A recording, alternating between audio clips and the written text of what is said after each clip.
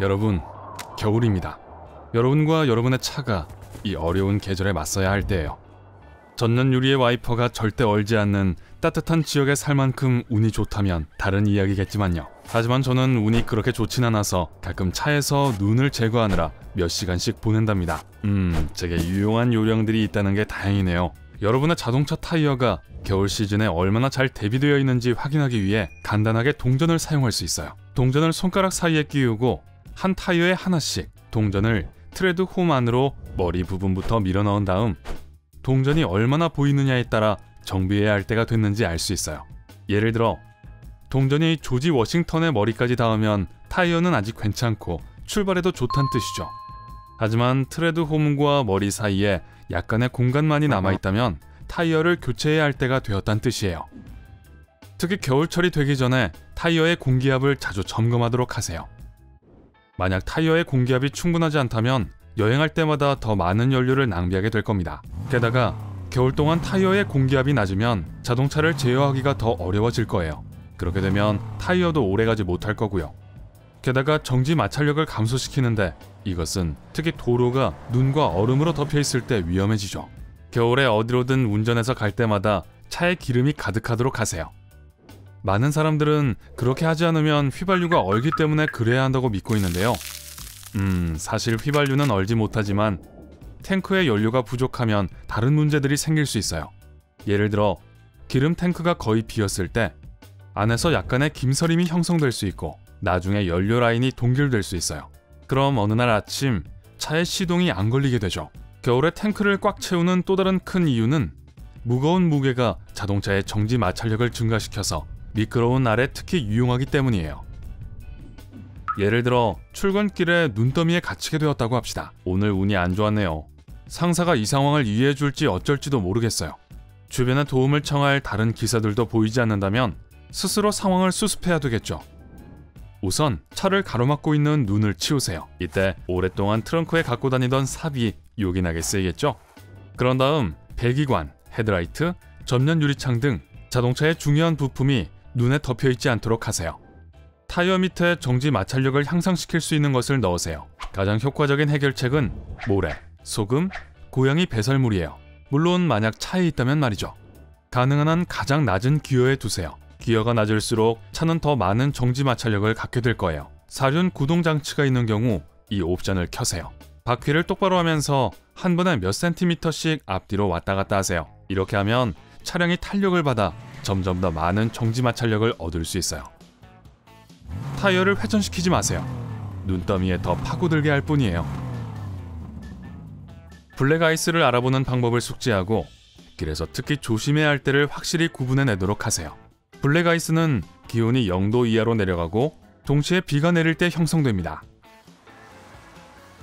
하늘에서 내려오는 물이 땅에 닿으면 얇은 얼음층으로 변해요. 블랙 아이스는 약간의 온도 차이로 인해 형성될 수도 있어요. 예를 들어 저녁에는 기온이 영하보다 높아져서 눈이 녹기 시작하죠. 하지만 밤이 되면 다시 추워지고요. 그래서 아침에 외출할 때 보면 녹았던 눈이 다시 얼어붙어 블랙 아이스가 되어 있는 거예요. 하지만 놀라워라. 블랙 아이스는 사실 검은색이 아니에요. 길 위에 얇고 맑은 얼음층이 나타날 때 반짝이는 검은색으로 보이기 때문에 그런 별명을 얻은 거예요. 그리고 만약 상황들이 블랙 아이스가 나타나기 좋은 조건이라는 것을 알았다면 각별히 주의하세요. 평소보다 더 천천히 운전하고 급선회하지 말고 마치 물범벅이 돼 있는 것처럼 보이는 부분을 찾아보세요. 온도가 영하라면 그건 아마 물이 아닐 거예요. 블랙 아이스일 겁니다. 만약 제때 블랙 아이스를 알아차리지 못해서 그 부분을 밟았다면 브레이크를 밟거나 차를 조종하려고 하지 마세요. 충돌로 이어질 수 있습니다. 침착함을 유지하고 쉽지 않죠. 엑셀에서 발을 떼면서 자연스럽게 속도를 줄이세요. 도로에 얼지 않은 부분이나 눈이 덮인 곳을 발견하면 좋을 거예요. 그런 곳 위를 운전하면 추가적인 정지 마찰력을 얻을 수 있고 차 속도를 늦출 수 있어요. 그리고 만약 차에 대한 통제를 완전히 잃었다면 조심스럽게 브레이크를 밟고 여러분이 가야 할 곳으로 방향을 잡으세요. 당황하지 마세요. 조만간 단단한 지면에 도달해서 차를 다시 조종할 수 있을 거예요. 아침마다 차를 녹이고 따뜻하게 데우느라 많은 시간을 낭비하지 말고 특정한 방법으로 주차를 해보세요. 차의 앞부분을 동쪽으로 향하도록 하세요. 이렇게 하면 떠오르는 태양이 자동차를 따뜻하게 해주고 그 과정에서 전면 유리창의 서리와 얼음이 모두 녹을 거예요. 이 방법은 날이 흐리고 해가 없을 때 또는 너무 일찍 차를 몰고 출근해서 해가 아직 뜨지 않았을 때에는 무용지물이 될 수 있어요. 그런 경우에는 다른 서리 제거 해결법을 사용해야 하는데요. 그건 조금 후에 알려드릴게요. 아마 이 방법은 여러분이 차를 차고에 주차해 둔다면 별로 유용하지 않을 거예요. 밤새 내린 서리와 싸우는 고통을 모르신다면 잘된 일이죠. 그렇다면 날이 흐리고 태양이 여러분의 차의 서리를 제거하는데 별로 도움이 되지 않았다고 해보죠. 글귀를 사용할 수는 있지만 근육이 많이 필요할 거고 손은 얼 거고 솔직히 말해서 그 모든 과정이 노력할 만큼의 가치가 없을 수도 있어요. 하지만 효과적인 해결책으로 몇 분 안에 이 끔찍한 서리를 처리할 수 있습니다. 이소프로필 3분의 2와 물 3분의 1을 섞어서 이 액체를 스프레이 병에 붓습니다.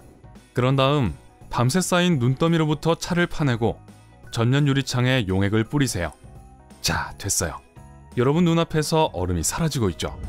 이소프로필의 좋은 점은 기온이 영하 89도까지 떨어지지 않는 한 얼지 않는다는 거예요. 그러니까 밤에 스프레이 병을 자동차 트렁크에 넣어둘 수도 있다는 거죠. 문과 문 손잡이가 얼었을 때 거기에도 같은 액체를 뿌릴 수 있어요. 하지만 글깨는 아직 버리지 마세요. 얼음 덩어리를 제거할 때 사용할 수 있거든요. 아니면 앞유리를 완전히 얼지 않게 할 수도 있어요. 차를 밖에 둘 때 앞유리에 오래된 시트나 수건, 방수포 등으로 덮어주세요. 와이퍼 같은 경우 밤에 양말을 씌워주세요. 네, 바보 같아 보일 수 있죠. 인정해요. 그래도 적어도 앞유리에서 얼진 않을 거예요.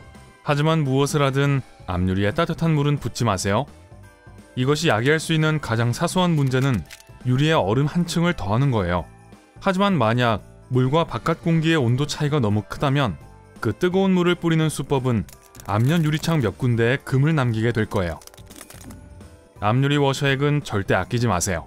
겨울 운전은 말 그대로 매우 더러울 수 있어요. 그래서 여름철보다 와이퍼를 더 자주 사용하는 경향이 있는 것 같아요.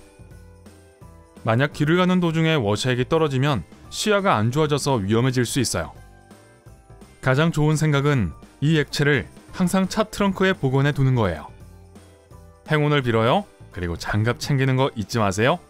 오늘 새롭게 알게 된 것이 있다면 영상에 좋아요를 누르고 친구와도 공유해주세요. 그리고 여기 여러분이 즐길 수 있는 다른 동영상들도 있습니다. 왼쪽 오른쪽 중 하나를 클릭하시고 밝은 면과 함께 하세요.